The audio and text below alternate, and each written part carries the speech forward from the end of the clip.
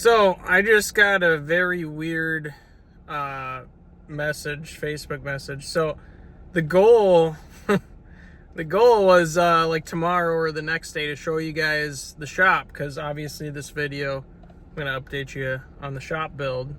Dream shop build is what I'm calling it now. Dream shop, dream build, whatever. Anyways, I just got a weird Facebook message, and I shouldn't say weird, I should say surprising Facebook message from the siding crew that I hired. What I was gonna do is get out of the car and show you guys and start to film the siding and the fascia and the soffit going on the building, which isn't that exciting. The building's gonna look really good when it's done, but I got a Facebook message and the guy basically said, good luck, we're out of here, I'm not working on your building.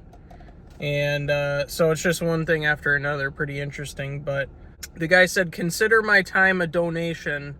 I can't make this building look good, so you're gonna have to find somebody else. And then he took off. So my wife told me he packed up the trailer, he loaded up, now he's out of here.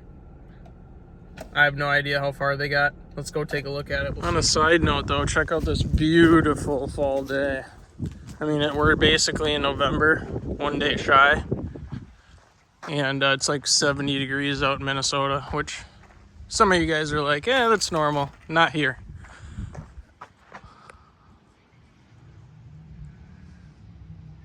Okay, that looks pretty good.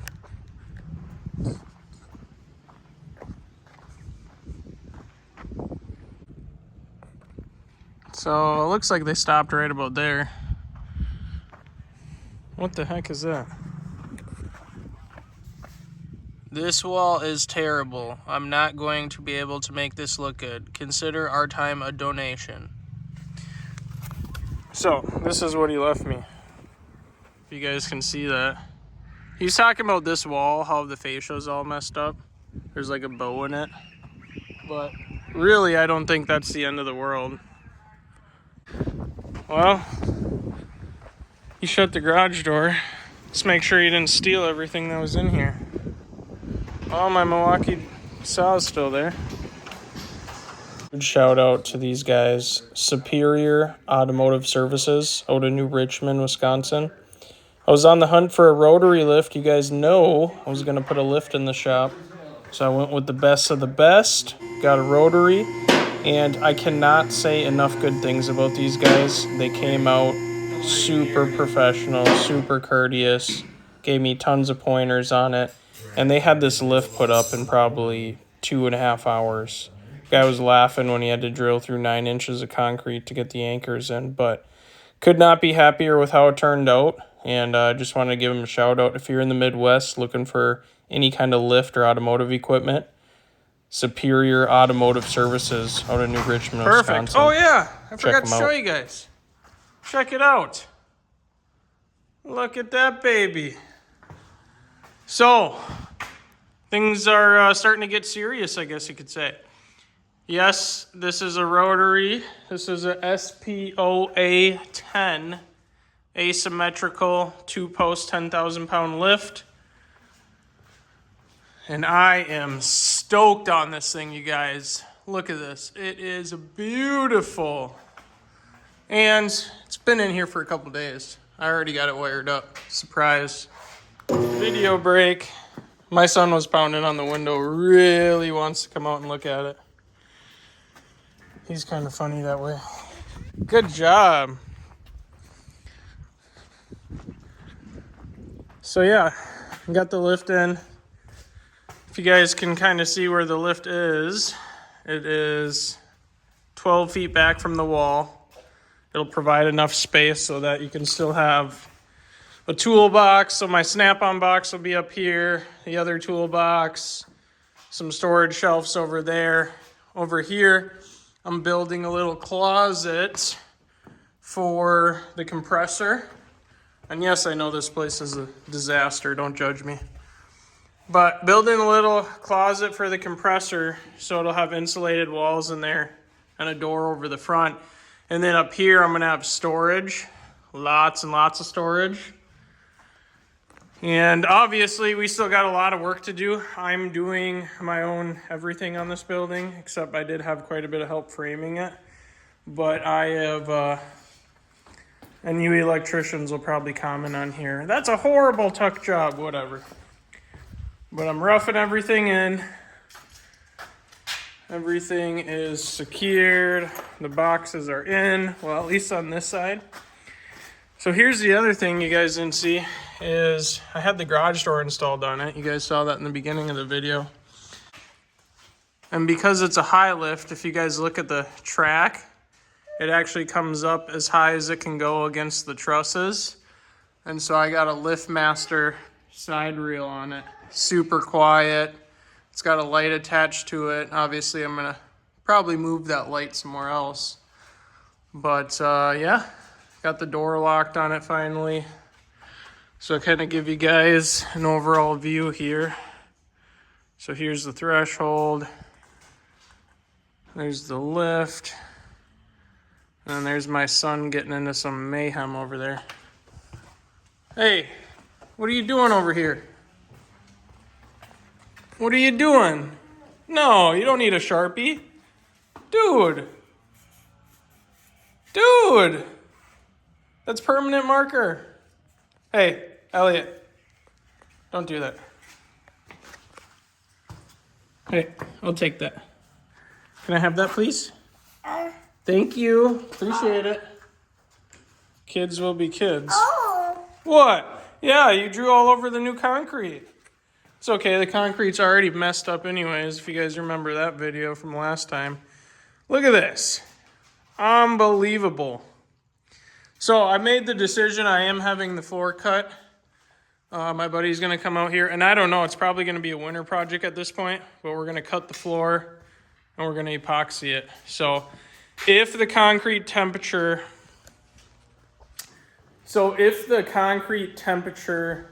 is high enough, because this building is going to be heated, if I can get the concrete temperature stable above like 50 degrees, I will end up epoxying it in this winter. You know, I'll have to let it cure for like 3, 4, 5 days, whatever. Just have the heat cranked in here before it gets really cold out. Because you can't have the concrete super cold when you lay the epoxy down. So speaking of heat, you guys are going to love this one. I screwed up. Well, I kind of screwed up. I'll show you guys what I got going on. So this is the heater. Okay. So here's the story on this one. They had an 80,000 BTU, or it jumped to 200,000 BTU. So I was thinking, I was like, well, this is a lot of space in here. I was like, 80,000, you know, I want something that can heat this place back up quickly. So I'm going to do the 200. Little did I know Mr. Heater sells like a 120,000 or 150, somewhere in there. You're going to put some fresh dents in it for me. Thank you. Oh, your favorite tool. Long story short is this heater is designed for 6,800 square feet. This is nowhere near 6,800 square feet. So this is too big, essentially, is what it is. But since I bought it, since I took it out, since my son is already putting fresh dents in it, yeah, I'm gonna possibly break the fan. It's getting mounted right up there. So it is gonna take up a big area up there. I don't really care, it'll blow right down at this lift area, blow heat this way. But that way in the winter time, if you guys see how much space is in here, it gets -10, -20 easily in the state of Minnesota here. So when this door opens, this is a big void. So when that door opens, a ton of heat is gonna be knocked out. The only advantage having something this big is that it's gonna be able to replace that heat almost immediately. Because if you look at the size of these radiant elements, look at this. Holy shit. Look at this motor. I mean, there's my hand. Huge. What do you think, Elliot? Pretty cool? You stepping over Dad's mess? I was cleaning this thing every day, and then I kind of gave up on that. But long story short, here's what we got left. Rough in the electrical on this side, because I do not have it roughed in yet. Still got to set up my 3-phase welding plug over there.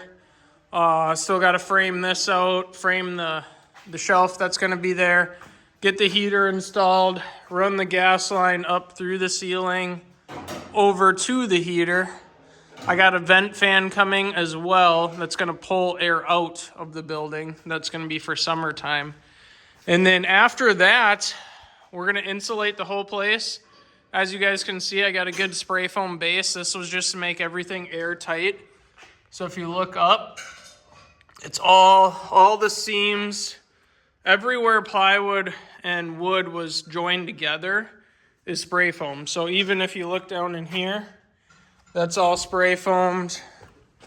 So like the building is pretty much airtight, minus obviously the ridge vent right now that's up in the ceiling.